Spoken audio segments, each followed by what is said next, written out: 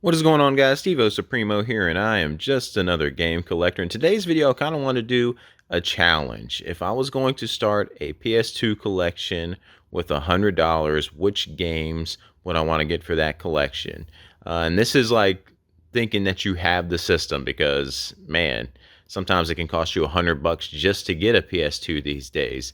But this is thinking, if you have the system, what games would I start with on a $100 budget? And it would be cool to see what you guys would pick for your list on what you would add to your PlayStation 2 collection if you only had $100. Now, some catches to this.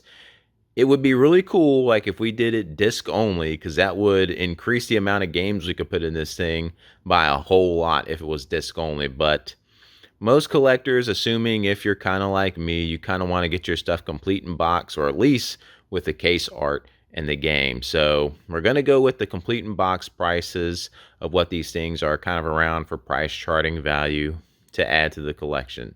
So without further ado, let's get into the ones I picked here. And like I said, this is like right at $100 for the stuff that I picked. And again, I'm curious what you guys would pick. It's like, do you go with some lower dollar things here because we got a good stack here? Or do you maybe just go for broke and buy one full $100 game? It's kind of like all up to your preferences and what you like to play and what you like to enjoy. This is some stuff I would recommend, though, if someone's just getting started and collecting for the system. This is some pretty cool hits in here, some games that everyone should enjoy.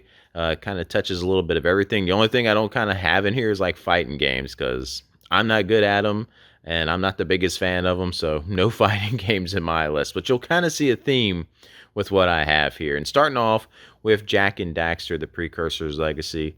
Really great game by Naughty Dog here. Like just the exploration, the action adventure, just a great time in it. If you're really into like collectathon type of things and stuff too, like Jak and Daxter has that old school feel of the generation of the games we used to play with, like Mario 64 and stuff like that.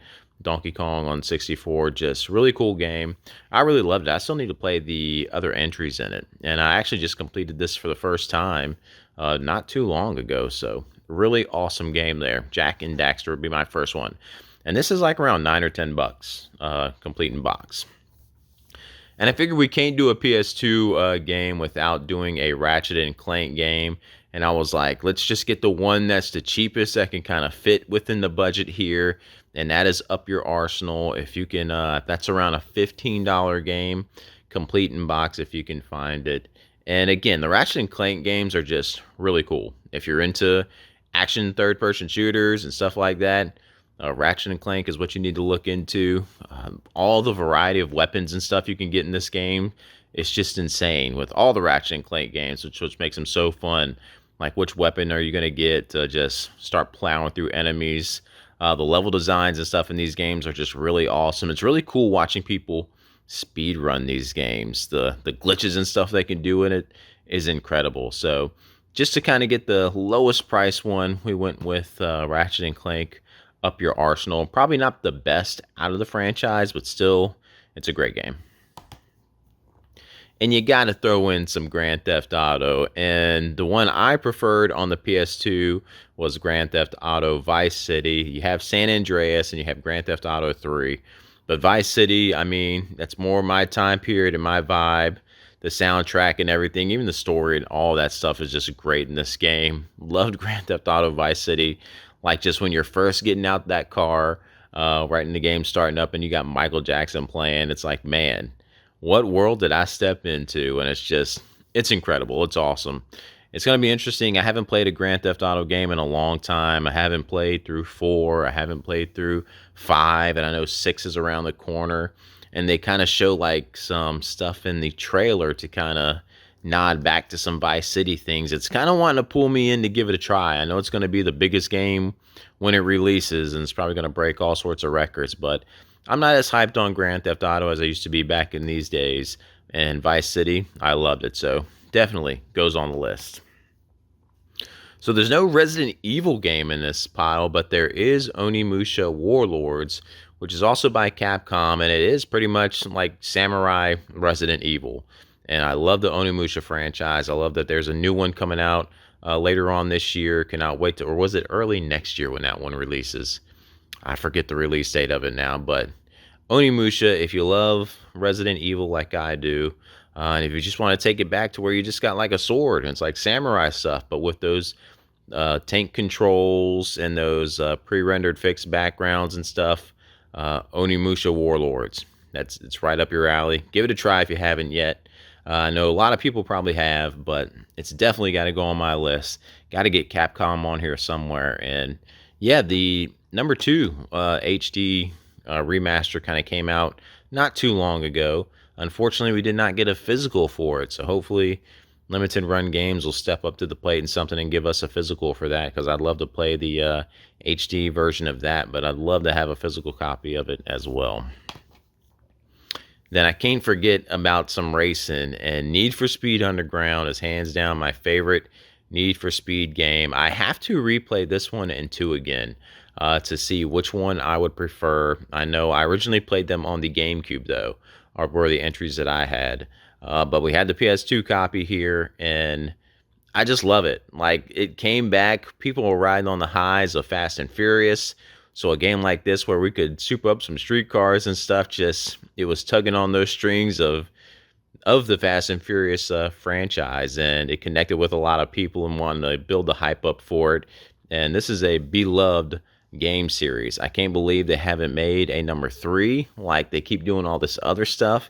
And if they would just come out with a Need for Speed Underground 3, that could like really boost this franchise. Because I don't know how the sales and stuff have been for all their entries over the past few years, but man, if you just slap that Underground title on it, who knows what could happen in it.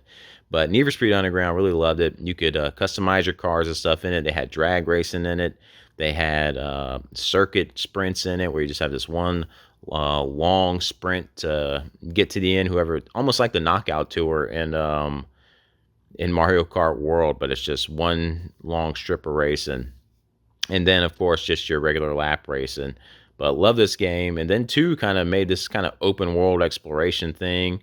And I don't know. I'd have to go back to the drawing board and see which one I'd prefer over each other. But at least for this list, because it fits in the budget more, we're going with the first one. Next up, yes, it's the GameCube copy here, but it did come out on PS2. And that is Prince of Persia, The Sands of Time. Really great, again, action platformer, adventure game. Having the ability to use the Sands of Time and like rewind and get all these abilities and stuff in the game was really cool. This is a really fun game and really cheap, really budget friendly. So you can get this game, I think, for under $10. If you've never played it before, I highly recommend it. I think they did did the remaster of this come out? I know there were rumors of it coming out. If it did, it went by my mind. Like, I never heard or saw anything about it, but I thought it was getting redone. But really great franchise. Even the second and third ones, I really enjoy those as well. But again, just to fit in our budget, we're putting the first one in there, The Sands of Time. Then right here, we're showing off Devil May Cry 3, but it's in place of the first one. And I have like the HD collection, so I don't have my PS2. I thought I just found the first one at a garage sale, but I'm not seeing it on my shelf. I can't find it, but I'm recommending the first one. Just again, I think the third one might be one of the cheaper ones for your budget, but you can't really start with number 3. You got to start with the first one. But again, hack and slash, Capcom, action combat. Love this game. Just the action in it when it first came out was just incredible. Of course, we got a bunch of games that kind of do this thing now. But when this came out, I had never played anything like it. Like, you're sitting there juggling enemies, blasting them away. You juggle them with your sword, and all of a sudden you're blasting them away with your pistols, juggling them in the air.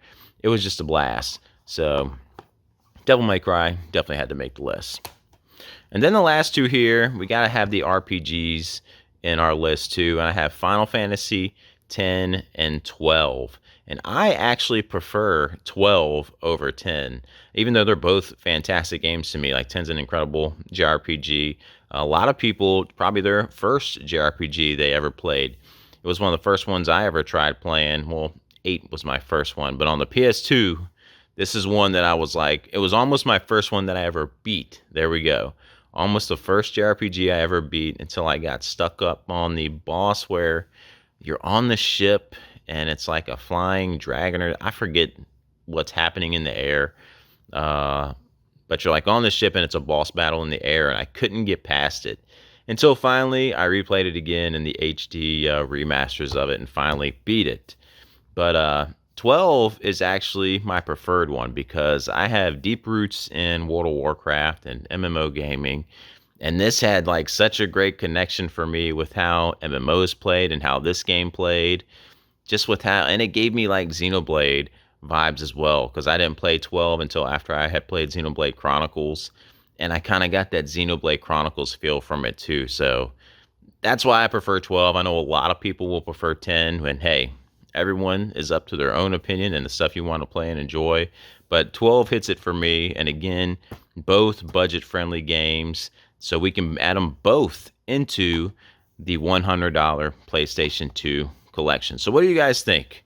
This was my choice. We'll lay everything out again. Again, disregard that it's a GameCube game because they did make it multi-platform and it is on the PlayStation 2 as well.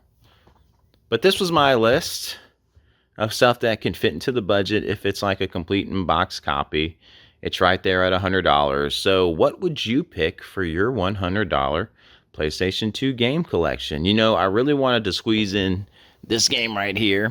I wanted to squeeze in Ico somehow, but I didn't know what I could pull out to substitute because we'd have to pull out like a $15 game and a $10 game, and I just wanted to have more games than just the one from Ico. So, of course, there's a lot of readjusting you could do to make some changes, and I wanted to find stuff I actually had in the collection. There's probably some stuff out there I don't know about that could be cheaper to squeeze in, and some great games. But again, that's why I'm leaving it up to you guys. Let me know what you would put in your $100 game collection for the PlayStation 2, and I'll catch you in the next one.